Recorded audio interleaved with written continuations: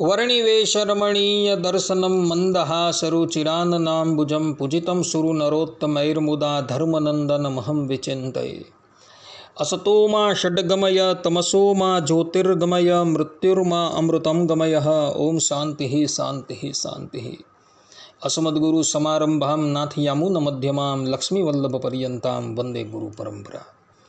આજની જ્ઞાન સભાની અંદર પધારનારા બધા જ ભગવદ્ ભક્તોને વેદાંતાચાર્ય, પુરાણ ઇતિહાસ આચાર્ય અને ફિલોસોફી શાસ્ત્રી રાકેશભાઈના હિતપૂર્વક જય સ્વામિનારાયણ. ભક્તો, આજની આ જ્ઞાન સભાની અંદર આપણે બધા ઉજ્જૈનપુરીની અંદર વહેતી શિપ્રા નદીના પ્રાગટ્યની કથા તથા એમાં સ્નાન કરવાના મહાત્મ્યની કથા જે છે એ શ્રવણ કરશું. ભગવાન શ્રીમદ નારાયણે પૃથ્વીનો ઉદ્ધાર કરવાને અર્થે જ્યારે વરાહરૂપ ધારણ કરેલું હતું ત્યારે વરાહ ભગવાનના હૃદયમાંથી એક નદીનું પ્રાગટ્ય થયું હતું, જે નદીનું નામ છે શિપ્રા નદી. ભક્તો, આ શિપ્રા નદી જે છે એ અત્યંત પવિત્ર છે. જ્યારે દેવતાઓએ અને દાનવોએ ભેગા મળીને સમુદ્ર મંથન કર્યું અને એમાંથી જ્યારે અમૃત નીકળ્યું ત્યારે એ અમૃતનો કુંભ લઈને દાનવો જે છે એ પલાયન થઈ જાય છે. ત્રિલોકીની અંદર એક કુંભને લઈને ફરતા અને અમૃતપાન કરવાને અર્થે એકબીજાની ખેંચાતાણી કરતા અમૃતના કેટલાક બિંદુ જે છે એ આ શિપ્રા નદીની અંદર પણ પડેલા હતા. એ વખતનો સમય હતો સિંહ રાશિ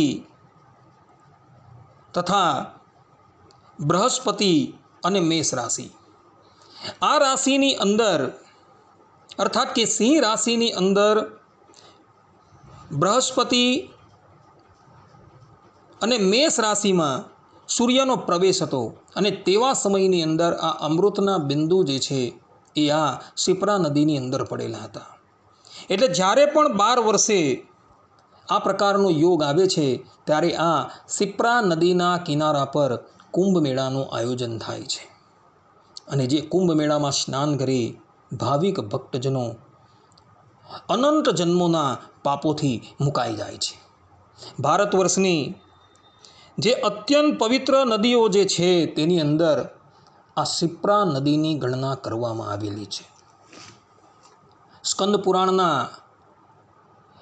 આવાંત્ય મહાત્મ્ય આવાંતિક ક્ષેત્ર મહાત્મ્ય અધ્યાય 26 17થી 19મા શ્લોકની અંદર ભગવાન વેદવ્યાસજી લખે છે, મહાકાલઃ સરિક્ષિપ્રા ઘટિશ્ચૈવ સુનિર્મલા ઉજ્જયિન્યામ વિશાલાક્ષી વાસઃ કશ્ય ન રોચયેત સ્નાનમ કૃત્વા નરો યસ્તુ મહાનદ્યામ હિ દુર્લભમ મહાકાલમ નમસ્કૃત્ય નરો મૃત્યુ ન શોચયેત મૃતઃ કિતઃ પતંગો વા रुद्रश्यानुचरो भवेत. अर्थात कि जहाँ भगवान महाकाल है, शिप्रा नदी है और सुनिर्मल गति मिलती है, उस उज्जयिनी में भला किसे रहना अच्छा न लगेगा. महानदी शिप्रा में स्नान करके जो कठिनाई से मिलता है तथा महाकाल को नमस्कार कर लेने पर फिर मृत्यु की कोई चिंता नहीं रहती. कीट या पतंग भी मरने पर रुद्र का अनुचर होता है. આ પ્રમાણે શિપ્રા નદીની અંદર સ્નાન કરવા માત્રથી મનુષ્યને કોઈ પણ વસ્તુ દુર્લભ રહેતી નથી. શિપ્રા નદીની અંદર સ્નાન કરવાથી મનુષ્યને આ લોકની અંદર જે પણ કોઈક પદાર્થની ઈચ્છા હોય એ તો પ્રાપ્ત થઈ જાય છે, પરંતુ પરલોકની અંદર પણ એને શ્રેષ્ઠ ગતિની પ્રાપ્તિ થાય છે. આ પ્રમાણેનું મહાત્મ્ય ભક્તો સ્કંદ પુરાણની અંદર લખેલું છે. માટે તમે બધા પણ જ્યારે ઉજ્જૈન જાઓ ત્યારે ઉજ્જૈનની અંદર વહેતી આ શિપ્રા નદીની અંદર સ્નાન અવશ્ય કરજો. કારણ કે શિપ્રા નદીનું પ્રાગટ્ય જે છે એ વરાહ ભગવાનના હૃદયમાંથી થયું છે. આ નદીની અંદર કેવલ સ્નાન કરવા માત્રથી જીવાત્માનું કલ્યાણ થઈ જાય છે.